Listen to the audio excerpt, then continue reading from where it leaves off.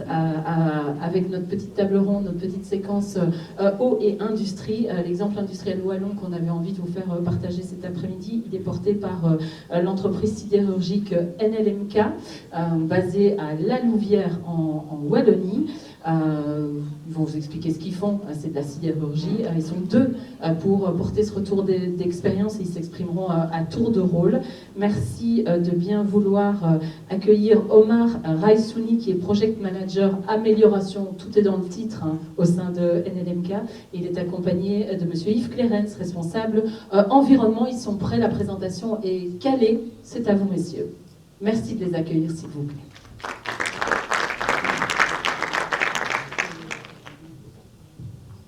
Bonjour à tous. C'est jamais facile d'être le premier à intervenir, juste après la pause déjeuner, bien évidemment. Donc ici, dans le cadre de cette journée centrée sur l'eau, donc M. Minette a pris contact avec nous pour voir un peu dans le milieu industriel, finalement, comment étaient gérées les eaux et qu'est-ce que nous avons fait au niveau des réductions de nos consommations d'eau. Nous allons vous exposer ici, finalement, donc, le groupe, en temps normal, très rapidement, savoir ce qu'on fait ici sur site. Par après et par la suite, donc ce qu'on a fait précédemment, la situation passée, la situation actuelle et la situation future. Donc là, je vais laisser M. Raissouni expliquer un peu l'ensemble. Donc ici, finalement, NLMK, c'est quoi? Donc NLMK, c'est un des leaders mondiaux au niveau de l'acier, donc groupe russe qui a une vingtaine d'entreprises au total réparties Russie, Europe, États-Unis. Donc, qui produit à peu près aux alentours de entre 15 et 20 millions de tonnes d'acier par an, dont 2,5 millions sont laminés sur le site ici de la Louvière. Alors, le site de la Louvière est assez particulier, donc c'est un site historique. Donc, les anciennes usines Gustave Boel, donc depuis les années 1850, pendant à peu près 150 ans, un léger intermède au Govens de 2 ans, arrivé de Duferco, qui est un trader d'acier, donc qui par la suite est venu donc, pour élaborer de l'acier, une joint venture avec NLMK, parce que le souci d'NLMK, c'était qu'ils produisaient énormément d'acier, mais c'était de pouvoir écouler leurs produits et surtout les laminer à chaud. Et enfin, depuis 2011, donc, il n'y a plus que le site de NLMK présent ici à la Louvière. Donc juste pour vous donner quelques petites informations, donc, la Louvière, donc, comme je vous ai dit, il a vu le jour en 1850. Nous sommes à peu près entre 700 et 750 personnes sur site. Capacité de production, 2,2 millions de tonnes d'acier destinées principalement au marché automobile, marché de la construction et dans l'industrie. Et alors, bien évidemment, certifié environnement, sécurité et automobile. Donc, pour faire juste le process de façon rapide, pour introduire un peu la gestion des eaux, donc nous partons nous partons de Bram qui arrive directement de Russie, donc par train ou par bateau.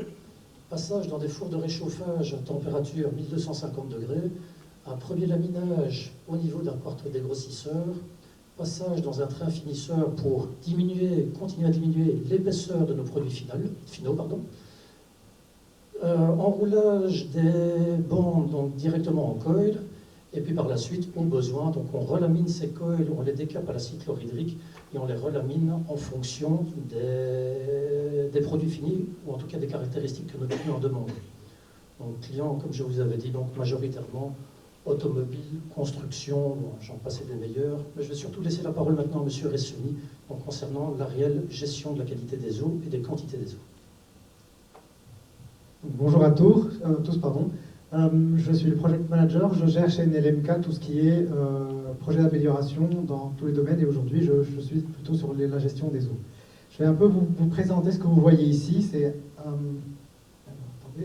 Ce que vous voyez ici, c'est la production que mon collègue Yves Clérens a déjà présentée. Donc on commence par 2 fours qui chauffent plus ou moins les brames qui sont notre matière première. Une brame, c'est une plaque métallique de plus ou moins 25 tonnes, de 10 mètres de long et d'une vingtaine de centimètres d'épaisseur. Okay, donc ça rentre dans des fours de réchauffage jusqu'à 1100 ou 1200 degrés.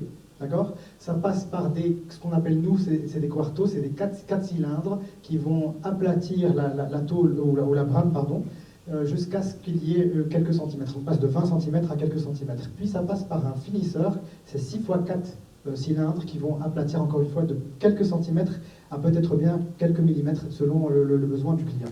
Okay, donc à partir de là, il y a une table de refroidissement, donc il faudra passer de 1100 degrés ou 1200 degrés à quelques moins 200 degrés, et puis après on a une bobineuse. Pourquoi une bobineuse? Pourquoi on bobine? C'est ce que vous avez vu tout à l'heure dans une photo de le fer qui est plutôt en cercle.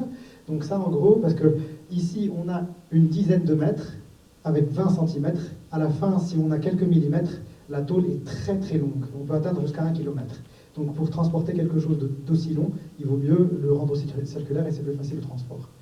C'est pour ça qu'on bobine. Donc ça, c'est un peu la production qu'on a. Et comme vous le savez, si on a 1100 degrés dans un four ou 1000 dans un quarto, ça va fondre. D'où l'intérêt d'avoir des circuits de refroidissement, ce que vous voyez ici en satellite. Ceci est un circuit de refroidissement. Voici enfin en réalité, il y en a 3 ici, 2 là, et un autre très grand qui est un circuit de refroidissement ici. Le fonctionnement est assez similaire partout. Donc ce que je vais faire, je vais vous expliquer un qui est le plus grand ici en dessous, et par contre, je n'aurai pas besoin d'expliquer tout le restant. Ça va? Donc, comme je disais, le premier but ou objectif d'un circuit de refroidissement, c'est de refroidir les machines. Le deuxième but, c'est aussi de refroidir le produit. Parce qu'à la fin, il faudra qu'on sorte avec un produit qui est moins chaud que les 1200 degrés au début. Donc, ici, on a toutes les eaux qui sont utilisées et injectées dans les machines ou sur le produit, et ils sont repris dans des égouts, des caniveaux, c'est comme des égouts de ville. C'est exactement pareil, on en a ici dans le site. Une fois que c'est repris, ça part vers la première étape qu'on appelle chez nous un hydrocyclone. Un hydrocyclone, c'est une piscine profonde avec une forme cylindrique, et tout en bas, on a une forme triangulaire. À quoi ça sert ceci? Ça sert à reprendre tout ce qui est saleté qui vient de la production. Donc, je vais vous expliquer. Vous avez tous vu une vidéo de la lave qui coule à un moment donné. Sur la lave, il y a toujours un résidu noir au-dessus. Ça, c'est de la saleté. Donc c'est exactement pareil dans la sidérurgie. Au-dessus de la brame ou au-dessus de la tôle, il y a un résidu ferreux qui reste. Ce résidu ferreux, il est collecté sur cet hydrocyclone. Il y a 2 types de résidus ferreux. Il y a ce qu'on appelle des cailloux de la paille, c'est des cailloux de fer, ou sinon du sable de fer qu'on appelle la boue. Donc c'est 2 parties. Les cailloux de fer, donc la paille est récupérée ici, puis après ça passe par des filtres. On a 20 filtres à sable, donc c'est des filtres à gravier à sable, et pour vous dire, chaque filtre a plus ou moins la taille de l'écran. Donc c'est énorme, d'accord? Donc c'est plein de sable, et le but d'un filtre à sable, c'est de récupérer tout ce qu'on n'a pas pu récupérer à l'hydrocyclone, tout ce qui est particules plus fines, les sables, donc les boues. D'accord? Donc ici, on enlève les cailloux qui sont un volume plus grand, et ici, on enlève les parties sable. D'accord? À partir de là, et puis après, oui, bien sûr, comme dans les moteurs de voiture, il y a un peu d'huile de temps en temps qui se mélange avec les eaux. Donc ce qu'on fait, c'est qu'on a ici un récupérateur d'huile, puis naturellement avec les boues absorbent les huiles, donc on récupère un peu une autre partie ici sur les filtres. À partir de là, on a des tours de refroidissement. Donc on passe de 35 degrés à une vingtaine de degrés ici, pour qu'on puisse réellement renvoyer cette eau vers la production. Et on fait des cercles. C'est pour ça qu'on appelle ça un circuit fermé ou quasiment fermé, vu qu'on a un tout petit peu d'évaporation ici. D'accord? Donc il y a un peu d'évaporation, et puis le restant c'est quasiment un circuit fermé. Et pour vous dire, pour faire tourner, on utilise des pompes. Des pompes qui font circuler les eaux à 10 000 m3/h. Donc c'est pour vous donner un ordre. Donc ça te fait 87 millions de mètres cubes par an de circulation. Okay, pas de consommation, c'est différent. Donc rappelez-vous de ce chiffre. Après, je vous expliquerai le pourquoi. Une autre partie du circuit, c'est que les filtres ne peuvent pas nettoyer éternellement les eaux. C'est normal. Donc il faut à un moment donné nettoyer les filtres aussi. Qu'est-ce qu'on fait pour nettoyer les filtres? On prend cette eau qui est assez propre et qu'on la remet en sens contraire pour nettoyer les filtres. Et donc on envoie toutes les boues et les huiles vers un circuit, c'est pas le pays Congo, mais c'est un circuit qu'on appelle Congo ici. Parce que historiquement, il y avait l'endroit d'installation de ce circuit, il y avait les trains pardon, qui partaient vers le Congo. Et c'est resté historiquement le bassin de décantation Congo. Voilà.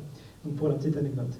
Donc ici, l'eau arrive du côté droit, disons, sur le dessin, du bassin de décantation. Donc c'est un long bassin. Et naturellement, l'eau, ou plutôt les boues décantent naturellement avec le passage des eaux. Donc ici, on a un pont racleur, donc c'est un pont qui pousse toutes les boues en bas vers un mini hydrocyclone, et encore une fois, on récupère toutes les boues là-bas. C'est exactement le fonctionnement qu'on a un peu ici. D'accord ? Et puis après, au retour, en sens contraire, il pousse tout ce qui est huile en surface vers une goulotte, et qu'on envoie vers des cuves à huile. Encore une fois, c'est un centre de traitement de ces huiles. Donc c'est comme ça qu'on rend l'eau qualitative pour pouvoir réellement la réutiliser pendant notre circulation de production. Okay ? Donc à partir de ce moment-là, vous avez un peu compris le fonctionnement d'un circuit des eaux. Je vais maintenant parler des chiffres, 87 millions de tout à l'heure de mètres cubes qu'on faisait circuler. Donc en gros ici, vous voyez le pourcentage ou le ratio de recyclage des eaux. En gros, ici en 2014, on recyclait 95% de notre eau, et puis maintenant, c'est quasiment 99% de notre eau qu'on utilise, qu'on recycle. Donc les 87 millions de mètres cubes, on les pompe pas à partir d'un canal, mais on ne fait que recirculer. C'est pour ça qu'on appelle ça un circuit fermé. Okay ? Par contre, on prend un petit 1% à cause de l'évaporation, les pertes ou quoi que ce soit. On a 1% qu'on reprend depuis le canal. 1%, ça représente quoi ? Eh bien, c'est ici. Donc en 2014, on consommait 4 millions de mètres cubes par an. D'accord ? On prenait ça depuis le canal. Et puis après, petit à petit, comme vous le voyez, on descend. On a fait un beau saut en 2021. Et on va vous expliquer. Enfin, je ne vais pas vous donner tous les détails aujourd'hui des améliorations qu'on a fait parce que c'est impossible en un quart d'heure. Par contre, vous avez quelques exemples. On a amélioré les filtrations ici, on a amélioré le process, donc pas besoin de rentrer en détail pour l'instant. On est passé de 4 millions de mètres cubes à 1,5 million de mètres cubes. Et c'est surtout les dernières années où on a fait un beau saut. D'accord ? On regarde aussi pas juste ce qu'on consomme, mais ce qu'on rejette. Parce qu'il y a une partie qu'on rejette, qu'on remet dans le canal. Donc on essaie un peu d'équilibrer. Vous voyez qu'en 2022, 2023, on a atteint quasiment ce qu'on consomme et ce qu'on rejette. C'est quasiment la même chose. Donc ici, bien sûr, comme on a des eaux de rejet, il y a des indicateurs, il y a des limitations environnementales par rapport à notre eau de rejet. Donc, ce que vous voyez ici, c'est les indicateurs les plus importants. Et bien sûr, il y en a beaucoup plus. Donc, par exemple, le pH, en moyenne, ça doit être 6,5. On est plus ou moins à 6,5. Et en pic 9, qu'on n'atteint quasiment jamais. Les températures, comme je vous ai dit, en fin de compte, nous, on est plus ou moins à 20. On monte 24 maximum et on n'atteint jamais les 30. Les MES, c'est les matières en suspension. Donc, ce qu'on avait vu tout à l'heure, c'est les résidus de fer ou d'acier. Il y a des cailloux, il y a du sable. Il y a aussi un peu plus fin que le sable. Ça, on n'arrive pas à le prendre, mais on a on n'arrive pas à les prendre dans les filtres. On a d'autres outils pour les retenir. D'accord ? Donc, c'est en moyenne 20 mg par litre. On est en moyenne, nous, en réalité. Je veux dire, ça, c'est la limitation maximum ou la moyenne maximum. On est à 9-10 mg par litre en réalité. Et l'hydrocarbure, c'est les huiles, on a 5 mg et on est plus ou moins 2. On n'atteint jamais 2 dans nos chiffres. Les mesures entreprises, donc il y a des mesures qui ont été temporaires et puis après les mesures définitives. Les temporaires, c'est que ça s'appelle un filtre lamellaire. Donc une fois par an, on essaie de renouveler les eaux de production. Et pendant cette période, on installe un dispositif en plus pour plus de sécurité. C'est ce qu'on appelle un filtre lamellaire. Donc ça fonctionne sur deux parties. Une première partie, où l'entrée des eaux, c'est plus pour prendre tout ce qui est MES. C'est une partie de décantation. On prend les MES, donc les matières en suspension. Et puis après, une deuxième partie qui est comme un serpentin où l'eau passe. Et grâce à ce serpentin, toutes les petites fines particules d'huile qui étaient un peu séparées, elles se regroupent, et ça nous donne des gouttes d'huile qui restent en surface et qu'on peut récupérer avant d'envoyer en nature, à la nature. Donc c'est pour ça qu'on a une très petite moyenne en réalité par rapport aux limites que l'environnement nous propose. Alors, donc ça c'est temporaire. C'était temporaire jusqu'en juillet, puisque maintenant on a un séparateur d'huile, c'est une version évoluée du séparateur, du filtre lamellaire, qui est en fonction depuis juillet, aujourd'hui. Donc là maintenant, on a enlevé ce qui est filtre lamellaire, on a le séparateur qui est fonctionnel. Ça va ? Donc, et on a aussi installé un contrôle permanent 24/24 et en temps réel. Dès qu'il y a quoi que ce soit, dès qu'il y a un petit pic, eh ben, il y a des alarmes qui sautent partout, comme dans les films, et on arrête l'usine, ou on fait, enfin, ça dépendra de la gravité, où on arrête, on fait quoi que ce soit, on intervient ou quoi que ce soit, ça va ? Donc ça, c'est par rapport aux huiles et aussi à la qualité des eaux. Donc, par rapport à ton pH, tout ce qu'il faut, ça va ? Donc on a vraiment derrière un bon contrôle. Il y a derrière cela, je pense, le futur. Donc, normalement, on devait discuter de ce point-ci. Mais on en discutera. Allez-y. Présentez la diapo. Ouais, présentez la diapo et on en discutera tout à l'heure. C'est pas un souci. On approfondira en table ronde. Allez-y. Ok. Donc, dans ce cas-ci, on a parlé de ce qu'on fait aujourd'hui pour être bon en consommation. Donc, qualité et quantité d'eau, les deux à la fois. C'est important. Tous les deux paramètres sont importants. Et on parle aussi ici de qualité et d'eau. Dans le futur, qu'est-ce qu'on va faire ? Donc, ce que je vous ai présenté aujourd'hui, c'est ça, ce que vous voyez. Donc, on a deux sites. Je vous ai présenté un site aujourd'hui de production, mais en réalité, on a deux sites de production. Le laminage à chaud et le laminage à froid, et les deux utilisent de l'eau. Et donc, ici, hop, ça va vers... On ressortait le temps, le moment où on a fait l'étude, c'était 2,7 de rejet. 2 millions de mètres cubes, 2,7 millions de rejet. Aujourd'hui, on est à 1,5, bien sûr. Après, dans le futur, ce qu'on veut, c'est avoir 0,2 de rejet. Quasiment rien de rejet et quasiment rien. On veut recycler quasiment la totalité de notre eau. Comment on va faire ? On va rajouter toute une usine de traitement des eaux à l'intérieur de notre usine. C'est-à-dire quoi ? Des pompes énormes, un bassin où on va prendre tout ce qui est MES, tout ce qui est restant. Et puis après, on va avoir un centre de... C'est exactement comme les centres de désalinisation des eaux. C'est pareil, on va enlever tous les sels des eaux, et puis après on aura un wastewater de 0,01 million, et puis tout revient vers la production. Voilà, donc ça c'est la vision future de NLMK. Merci infiniment pour cette présentation. Merci aussi d'avoir respecté le timing. C'est top.